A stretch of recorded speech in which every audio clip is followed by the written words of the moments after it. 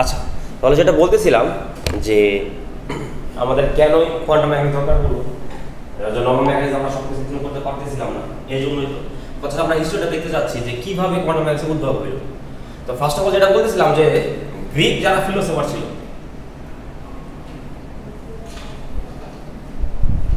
Greek ফিলোসফাররা এর মধ্যে খুবই ফেমাস একজন হচ্ছে ছিল ডেমোক্রিটাস। এবং সে বলতেছিল মানে তাদের কাছে মানে দুইটা বড় কোশ্চেন ছিল। একটা হচ্ছে ম্যাটারের নেচারটা কেমন, বুঝছেন, যে কোনো একটা ম্যাটারের নেচার কেমন হবে। আর দুই নম্বর ছিল হচ্ছে এই ম্যাটারটা কি দিয়ে তৈরি।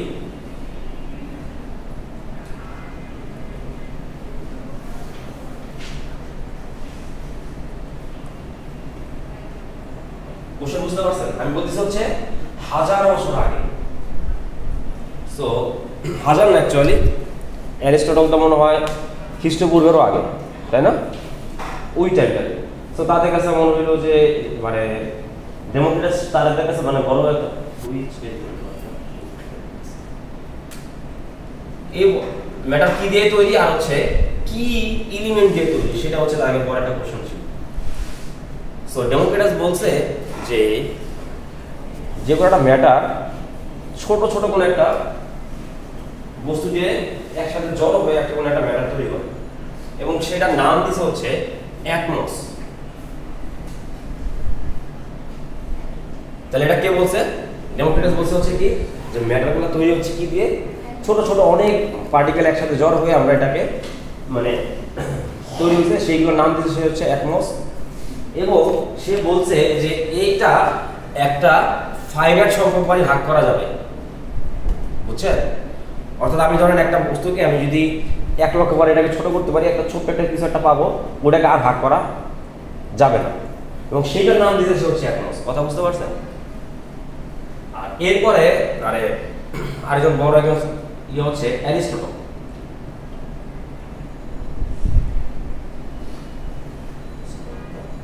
অ্যারিস্টটল বলছে, সে বলতেছিল যে এইটা ইনফাইনাইট সংখ্যক বারটাকে ছোট করা যাবে।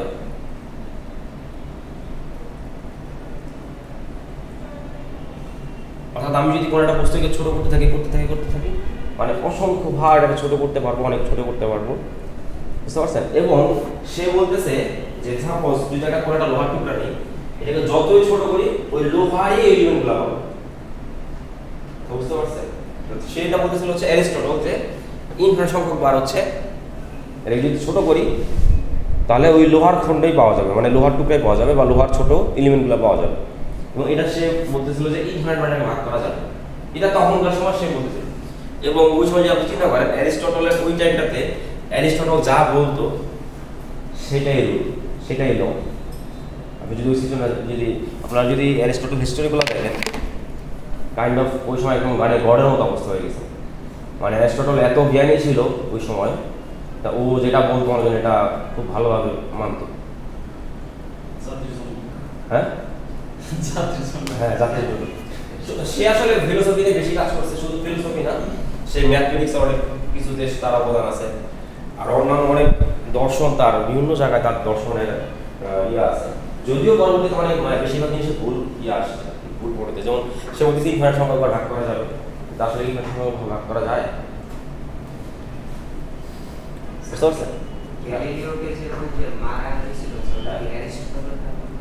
না, গ্যালিলিও তো মাত্র 1400 সালে অ্যারিস্টটলই বলছিল যে এই যে অ্যারিস্টটল বলছে মানে কি, অ্যারিস্টটল বলছে হচ্ছে যে সূর্য পৃথিবীর চারপাশে ঘুরে। এটা কে বলছে? অ্যারিস্টটল বলছে। অ্যারিস্টটল যেটা বলছে সেটা তো মনে করেন যে ওই কোরআন লেখার মতো হাদিস তো এটা তো মানতে পারে না, আবার এটা কোরআন শরীফ লেখার মতো যে এই যে সে যেটা বলছে সেটাই। এবং গ্যালিলিও যখন বললো যে সূর্য অ্যাকচুয়ালি পৃথিবীর সূর্যের চারপাশে ঘুরে, তখন মনে হয় এটা মানে, কারণ অ্যারিস্টটলের এত বড় কথাকে সে এত বছর পরে সেটাকে সে অগ্রাহ্য করতেছে, এবং আলটিমেটলি তাকে শেষ পর্যন্ত ফাঁসিতে ঝুলানো হয়েছে, তাই না? হ্যাঁ, এই যে এই যে সে প্রমাণটা ছড়াচ্ছে, বুঝছেন? এবং সে একদম নাকি একদম লাস্ট মোমেন্টে যখন তাকে ফাঁসিতে ঝুলানো হবে ওই টাইমে তাকে জিজ্ঞেস করে, তখন বলছে না পৃথিবী শুদ্ধ চাপ আসে। এই একটা কথা আছে। এখন তো সত্যি কথা। হ্যাঁ এখন তো সত্যি ওইটাই, কিন্তু ওই সময় তার এর জন্য জীবন দেওয়া হচ্ছে।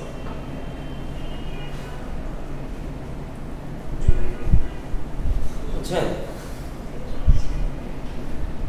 এই বানানগুলা কি ঠিক আছে অ্যারিস্টটল? জানি না, এই বানানটা এগুলো এই নামের বানান খুব ঝামেলা। এরপরে যেটা হইলো ধরেন মডার্ন সায়েন্স যখন চলে আসলো, মডার্ন সায়েন্স বলতে ধরেন 1800 সালের পরে, 1803 সালে একজন নাম খুবই ফেমাস একজন নাম, সেটা হচ্ছে জন ডাল্টন। শুনছেন না? এই মাথা খারাপ করা শুরু করছে এখান থেকে।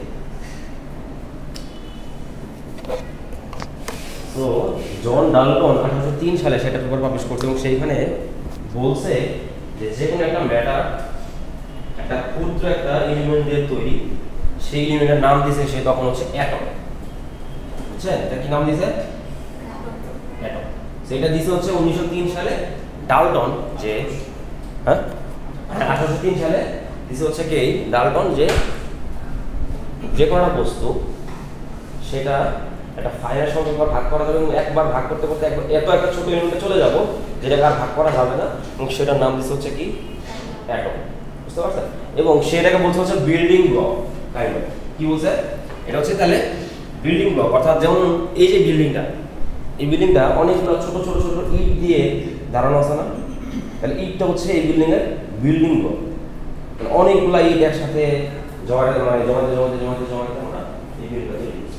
সিমিলারলি কোনো একটা ধর একটা লোহার বার যদি আমরা চিন্তা করি, তো এই লোহার বারটা তৈরি হচ্ছে লোহার অ্যাটম, ঠিক আছে? আর এই সময় ধরেন আরেকটা জিনিস আমরা মিস করে গেছি, সেটা হচ্ছে ধরেন এই যে এই টাইমটাতে অর্থাৎ আগে, তো তারা চিন্তা করলো এই যে সিলভার হচ্ছে এজি, তাই না? সিলভার খুবই সস্তা আর গোল্ড হচ্ছে অওরাও। তো তারা চিন্তা করলো এই সিলভার আর গোল্ডের মধ্যে কি পার্থক্য, এমন চিন্তা আমরা এখন বুঝতেছি যে এই পার্থক্য, কিন্তু 2000 বছর আগে চিন্তা করেন তো তারা দেখলো যে সিলভার আর গোল্ডের মধ্যে কি এমন পার্থক্য যে এটা সিলভার, এটা এরকম কালার, এটা গোল্ড, এটা এরকম কম পাওয়া যাচ্ছে, বা আমরা কোনোভাবে এই সিলভার থেকে গোল্ডে কনভার্ট করতে পারি কিনা, কোনোটা ম্যাটেরিয়ালকে সিলভার থেকে গোল্ডে কনভার্ট করা যাবে কিনা? দেখি যাবে?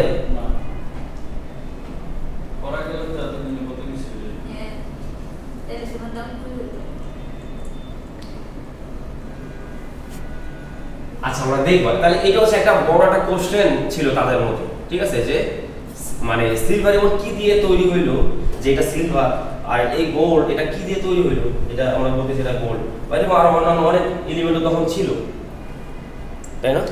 তো এইটা বললো হচ্ছে 1803 সালে কে জন ডাল্টন, এবং সেটার নাম দিচ্ছে হচ্ছে কি অ্যাটম। এটা আমরা অলরেডি জানি এখান থেকে। তো এইখানে হিস্ট্রিগুলো আমরা অলরেডি জানি, এবং সে বলছে যে এই যে অ্যাটমগুলো যেগুলো দিয়ে তৈরি হইলো, তো সবগুলো অ্যাটম হচ্ছে আইডেন্টিক্যাল। সবগুলো অ্যাটম কি আইডেন্টিক্যাল, সবগুলো অ্যাটম হচ্ছে আইডেন্টিক্যাল। মানে কি একই একই, মানে ওই যে যেটা বলছিলাম যে একটা ক্ষুদ্র কণা লোহার আর একটা ক্ষুদ্র কণা অন্য কোনো কিছু হবে, ব্যাপারটা এরকম না, প্রত্যেকটাই লোহা। যেমন হচ্ছে ইটে যেমন এই বিল্ডিংটা তৈরি, যে কিছু পরিমাণ হচ্ছে এরকমই, কিছু বলি এরকম না, ব্যাপারটা সবগুলাই কি হবে আইডেন্টিক্যাল এই বিল্ডিং এর। সিমিলারলি কোন একটা ম্যাটারকে যে অ্যাটম দিয়ে তৈরি হয়েছে সেই অ্যাটমগুলো কি আইডেন্টিক্যাল হবে, বুঝছেন? আচ্ছা,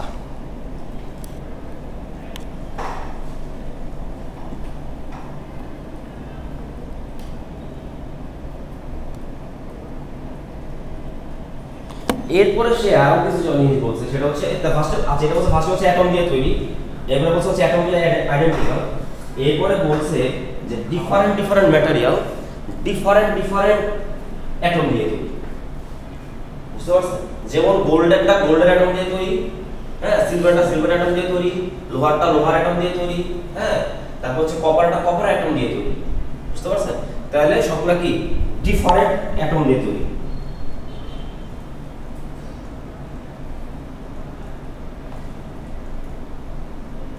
এবং সে বলছে এগুলো সবার ওয়েট হবে ডিফারেন্ট। ওয়েটটাও কি হবে? ওয়েটটা হবে হচ্ছে ডিফারেন্ট ওয়েট, অর্থাৎ ওই যে গোল্ডের অ্যাটমের ওয়েট যা হবে আর লোহার অ্যাটমের ওয়েট সেম হবে না, যেহেতু দুটো আলাদা অ্যাটম। এবং সে বলছে যে ডিফারেন্ট ডিফারেন্ট রেশিওতে তারা একসাথে হয়। বুঝতে পারছেন কি? এই ডিফারেন্ট রেশিওতে একসাথে হয়।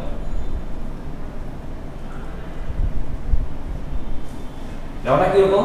আমরা জানি ধরেন একটা পানি কিভাবে তৈরি হয়, H2O, তার মানে এখানে একটা অক্সিজেন, এদিকে দুইটা হাইড্রোজেন। তো আমরা দেখতেছি H কয়টা? দুইটা, অক্সিজেন হচ্ছে একটা। তাহলে এই অক্সিজেনের এটা হচ্ছে একটা অ্যাটম, এই হাইড্রোজেনের কয়টা অ্যাটম? দুইটা অ্যাটম, এবং দুইটা কি একটা হচ্ছে 1:2।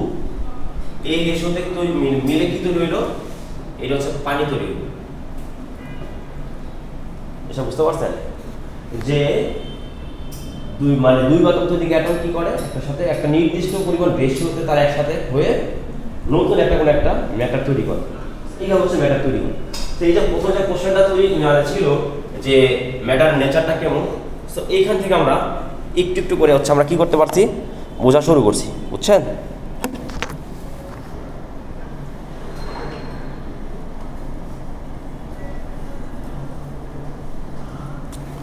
এরপর এখন আমরা অ্যাটম পেয়ে গেছি। এখন এরপরে যেটা হয়েছে প্রায় 90-100 বছর পরে,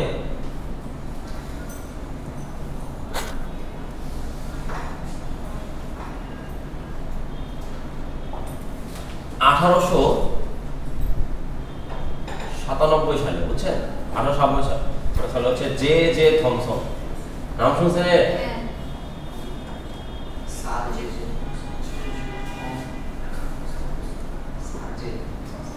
হ্যাঁ, স্যার দিয়ে স্যার না, স্যার অ্যাকচুয়ালি হচ্ছে ডাল্টনকে বলা হতো সবচেয়ে বেশি, স্যার বলা হতো, নিউটনকে স্যার বলা হতো। ডাল্টন হচ্ছে একদম মানে কেমিস্ট্রির একদম মানে ফাউন্ডিং জিনিসপত্রগুলো হচ্ছে সে এখান থেকে স্টার্ট হয়েছিল আর কি।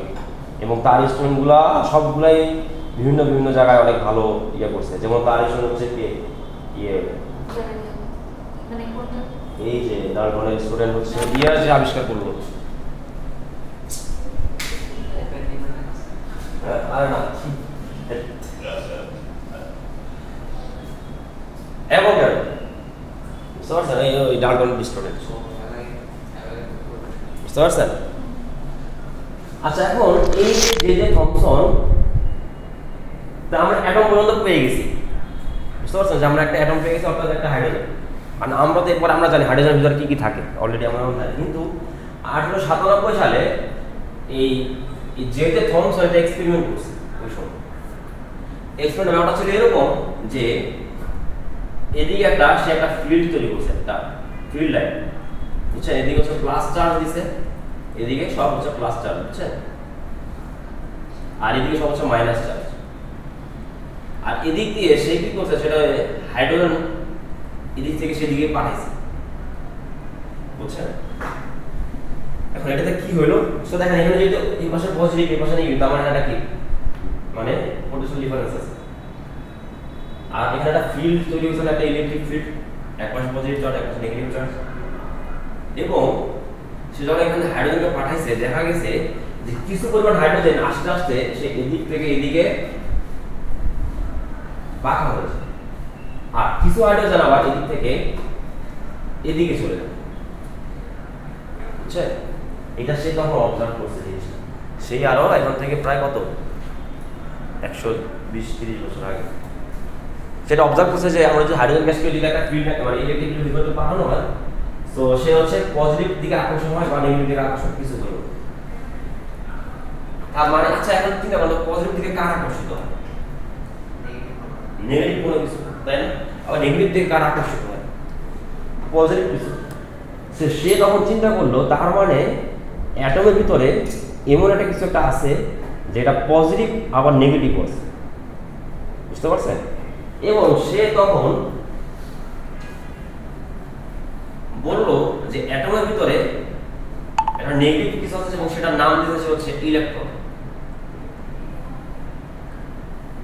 বুঝতে পারছেন যে অ্যাটমের ভিতরে কি আছে? সে দেখলো যেহেতু পজিটিভ দিকে কিছু পরিমাণ হচ্ছে কি হয় আকর্ষিত হয়, তেমন নেগেটিভ পয়েন্ট একটা কিছু আসে এবং সেটার নাম দিয়েছে কি ইলেকট্রন। তখনও কিন্তু পুরোপুরিভাবে মানে ইয়ে হয় না, ইলেকট্রনগুলো দিক থেকে কেমন বা নেচার আমরা তখনও জানি না, বুঝতে পারছেন? সো সে এটার নাম দিয়েছে হচ্ছে ইলেকট্রন, আর সে একটা এক্সপেরিমেন্ট করছে হচ্ছে এবং সে বলছে যে অ্যাটমগুলা এরকম গোলাকার এবং এটার ভিতরে এই পজিটিভ এরকম থাকে, নেগেটিভ এরকম থাকে, পজিটিভ নেগেটিভ একটা মানে র্যান্ডম অবস্থায় থাকে, এটা সে বলছে। আমরা কি জানি ব্যাপারটা কিরকম থাকে? থাকে এটা আমরা পরে জানি, ঠিক আছে? তার মানে সে বললো কি মানে পজিটিভ আর নেগেটিভ এইভাবে একসাথে মিক্স হয়ে এইভাবে একটা অ্যাটমের ভিতরে থাকে এবং এটা খুবই র্যান্ডম, ঠিক আছে? কিন্তু এটা ইলেকট্রিক্যালি নিউট্রাল থাকে, নর্মালি কি থাকে নিউট্রাল, সে কোনো চার্জ সে শো করে না, কিন্তু এটার ভিতরে পজিটিভ এবং নেগেটিভ চার্জ কি তার মানে ব্যালেন্স অবস্থায়, এবং সেটার নাম দিয়েছে হচ্ছে এটা হচ্ছে প্লাম পুডিং মডেল বলে। পুডিং দেখছেন? প্লাম পুডিং মানে বুঝেন? বিশেষ করে এই আমি মাত্র খেয়ে আসলাম একটু আগে, আসতে পারছেন? প্রেজেন্ট দেওয়া যাবে না, টাইম শেষ। আর আমার প্রেজেন্ট কে দিবে আগে সেটা বলে। আচ্ছা মাত্র একটা কেক খাচ্ছিলাম, সেটার মধ্যে দেখো ওই চেরি জাতীয় ফল আরো অনেক ধরনের ফল, অনেক কিছু মিক্স আপ যদি করা হয় একটা জায়গার মধ্যে তো প্লামের মতো হয়। সো এখানে দেখা যাবে ব্যাপারটা এরকম না ওই যে পজিটিভ নেগেটিভ একটা মিক্স আপ র্যান্ডম ভাবে মিক্স আপ হয়ে আছে। তো সে বলতেছিল যে এটার ভিতরে পজিটিভ চার্জ আছে, নেগেটিভ চার্জ আছে, এবং নেগেটিভটার নাম দিয়েছে কি ইলেকট্রন, এবং সে একটা মডেল দিয়েছে যে অ্যাটম দেখতে হবে এরকম যে পজিটিভ নেগেটিভ সমানভাবে থাকবে, ইলেকট্রিক্যালি হলো হচ্ছে নিউট্রাল, সে কোনো নর্মালি কোনো চার্জ প্রদান করবে না, কিন্তু ওর ভিতরে পজিটিভ এবং নেগেটিভটা দুটোই সমানভাবে থাকে। কথা বুঝতে পারছেন? তো এটা দিয়ে হচ্ছে কে যেটা জন্ম হচ্ছে 1897 সালে, বুঝছেন? এরপরে কি হইলো?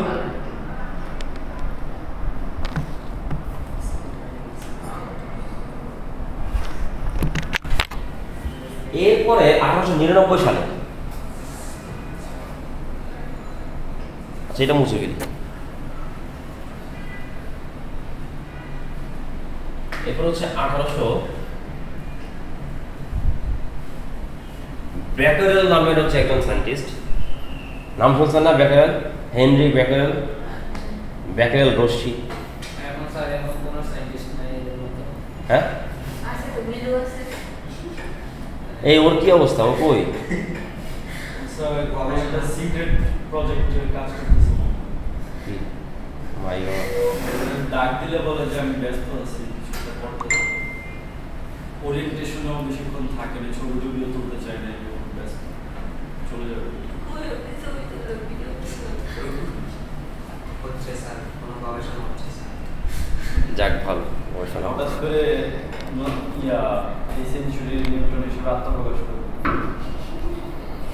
এর জন্য ইউসুফ সরকারকে চরম মূল্য দিতে হবে।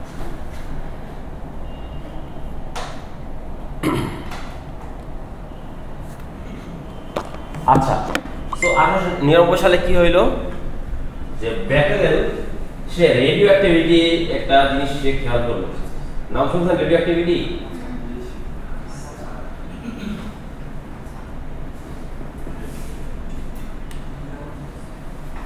সে দেখলো সে যদি কোনো একটা ইউরেনিয়ামকে নেওয়া হয়, বুঝছেন? ইউরেনিয়ামকে যদি নেওয়া হয় আর এর পাশে আমরা যদি একটা প্লেট রাখি এবং এইখানে আগের মধ্যে এদিকে যদি আমরা পজিটিভ রাখি আর এদিকে যদি নেগেটিভ রাখি, সেটা বুঝছেন? এখানে কি করে ইউরেনিয়ামে আমি যেখানে রাখা হয় তো এখান থেকে এক ধরনের রশ্মি নির্গত হয়। তো দেখলো যে কিছু পরিমাণ রশ্মি এই পজিটিভের দিকে চলে যায়, কিছু পরিমাণ এটা যায় নেগেটিভের দিকে, আর কিছু এই সোজা চলে যায়। এটা সে লক্ষ্য করছে, বুঝতে বুঝছেন? যে আবার যদি ইলেকট্রিকের ভিতরে যদি ইউরেনিয়ামকে রাখা হয় সেখান থেকে কিছু পরিমাণ কোন দিকে যায়? পজিটিভের দিকে, কিছু পরিমাণ যায় নেগেটিভের দিকে, আর কিছু পরিমাণ যায় হচ্ছে মাঝখানে। তাহলে পজিটিভ দিকে কারা যায়? নেগেটিভ কোনো কিছু, তাই না? এবং সেইটার নাম দিয়েছে হচ্ছে বিটা রে। এটা কি বিটা আরে, এবং পজিটিভ নেগেটিভের দিকে যেটা যায় সেটা এটার নাম দিছে হচ্ছে আলফা রে। আমরা জানি অলরেডি এখন আলফা হচ্ছে পজিটিভ আর বিটা হচ্ছে নেগেটিভ, আর মাঝখান দিয়ে যেটা চলে যায় সেটাকে সে বলল হচ্ছে গামা রে, এবং সেটা দেখতে হচ্ছে 1899 সালে ওই সময় হেনরি বেকার। ওকে, সো এটা হচ্ছে রেডিও অ্যাক্টিভিটির কারণে হয়, এবং সে দেখলো এখান থেকে যে কন্টিনিউয়াসলি এটা কি হয়, কন্টিনিউয়াসলি এই তিনটারে বিটারে আলফারে এবং হচ্ছে গামারে, এবং ইলেকট্রিক্যালি এই বিটারে হচ্ছে নেগেটিভ, আলফারে হচ্ছে পজিটিভ, আর হচ্ছে গামারে হচ্ছে নিউট্রন। বুঝতে পারছেন? গামারেটা হচ্ছে নিউট্রন। হ্যাঁ বলেন, যাবেন? যান।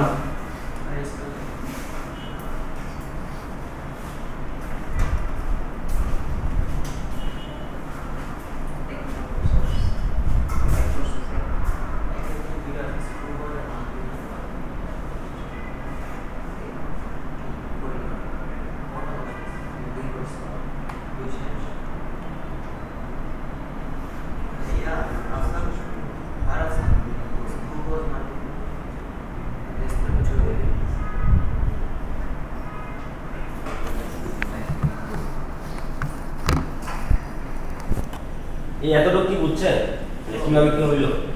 এরপরে এখন শুরু হইলো আসল খেলা। স্যার 1900 পারা খাজিও আজকে পারা কটা বাজে?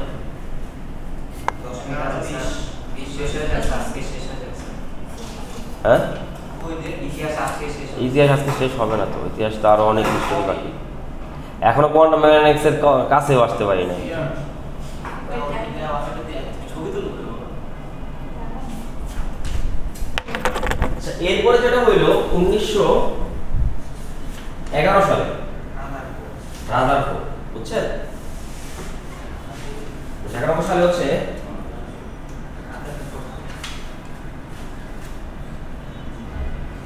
সে একটা মানে এক্সপেরিমেন্ট করছে, সেটা হচ্ছে সেটা খুবই একটা ফেমাস এক্সপেরিমেন্ট। নাম শুনছেন নাকি? যে এক্সপেরিমেন্টের নাম, আলফা বানা নিউট্রন হ্যাঁ হ্যাঁ, এটা ইংলিশটা কি? Alpha particle neutron alpha particle.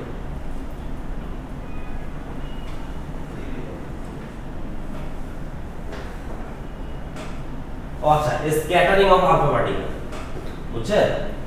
তো আমরা কি দেখলাম, সে একটা এক্সপেরিমেন্ট করছে, সেটা হচ্ছে কি স্ক্যাটারিং।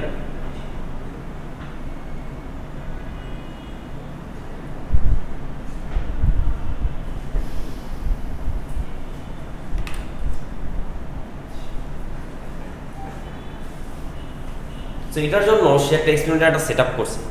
সেটআপটা দেখতে কেমন? এটা মুছে ফেলি দিকে না, এদিকে মুছবো, কোনটা মুছবো? এদিকে মুছে এদিকে মুছবো।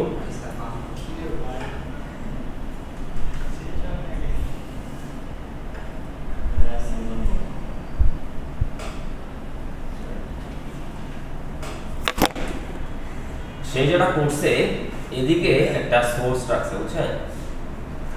এখান থেকে হচ্ছে শুট করা যায় একটা গানের মতো, ঠিক আছে? আর এদিকে একটা গোল্ড ফয়েল নিছে, একটা খুবই পাতলা, একদম থিন, কি থিন গোল্ড ফয়েল, বুঝছেন? গোল্ড ফয়েল নিছে, এটা খুবই পাতলা, মানে একদম খুবই পাতলা, অর্থাৎ এখানে মানে বলতে পারেন যে একটা মধ্যে খুবই মানে একদম শুরুতে একটা অ্যাটম আছে, এরকম এত পাতলা, বুঝতে পারছেন? খুবই পাতলা। আর এইখানে একটা পর্দা রাখছে আর কি, বুঝছেন? এখানে একটা পর্দা রাখছে, অর্থাৎ এখানে কিছু একটা হইলে এটা এখান থেকে দেখা যাবে। এবং সেইখান থেকে কি করছে, আলফা পার্টিকেলকে এখান থেকে পাঠাইছে, বুঝছেন? আলফা পার্টিকেল এক্সপেরিমেন্ট দেখছেন না আগে?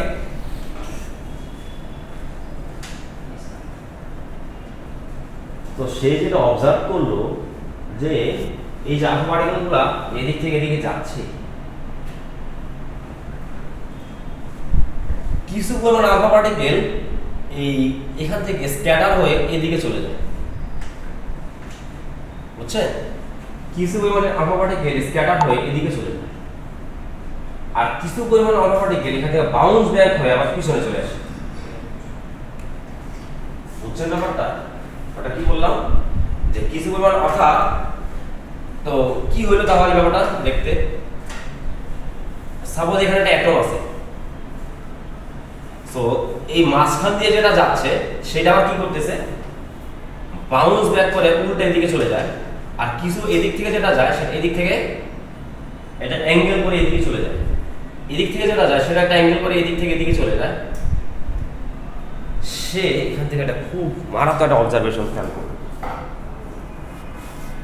আলফা পার্টিকেল আমরা একটু আগে আলফা পার্টিকেল কেমন পজিটিভ, তার মানে এই অ্যাটম যেটা মাঝখান দিয়ে যাচ্ছে এইখানে যে আবার কি হচ্ছে উল্টা চলে যাচ্ছে, তার মানে কি এখানে এমন কিছু একটা আছে যেটা ওকে কি করতেছে, যাইতে দিচ্ছে না, আমি উল্টা তাকে উল্টা দিকে ঘুরে দিচ্ছে। সেটা কখন হইতে পারে? পজিটিভ থাকে।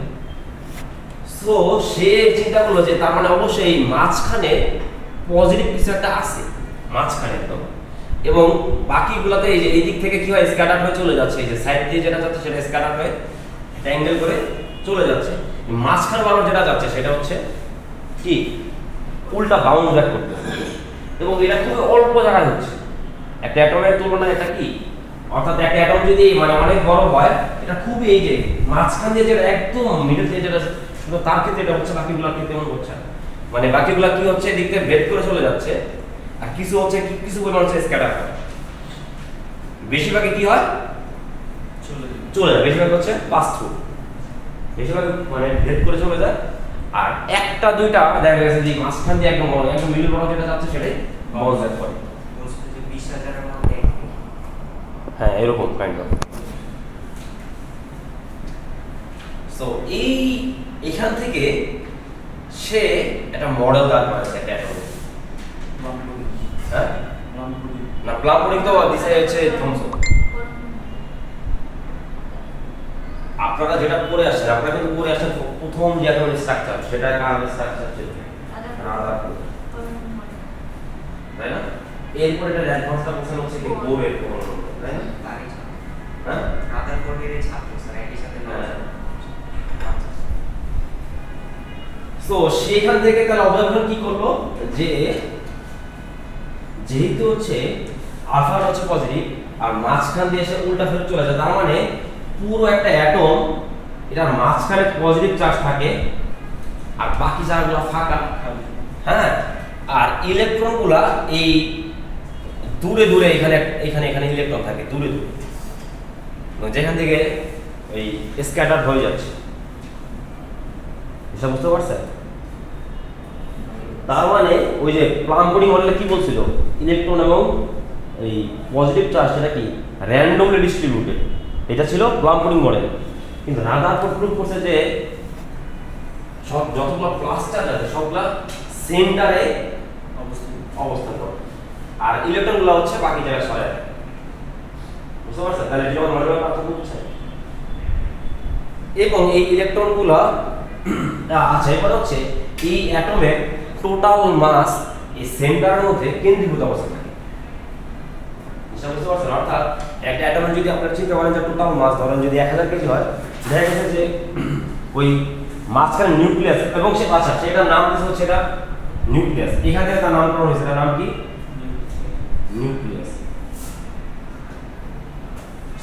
সেন্টার যেটা থাকে সেটা মানে ইলেকট্রনের নাম তো আগে হয়ে গেছে, কে দিল ওই যে থমসন।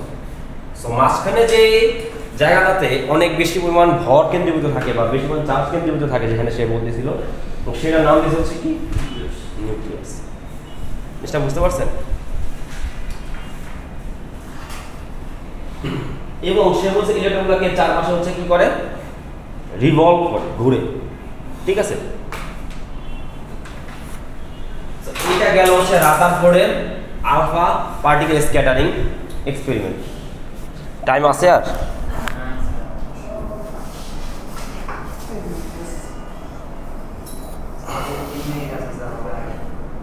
তাহলে তো প্লাম্পনিক যে মডেলটা ডিস্ট্রয় করে ফেলছে। হ্যাঁ, এখান থেকেই হচ্ছে ওই মডেল পাক ভুয়া। ভিডিও অফ করে দিই।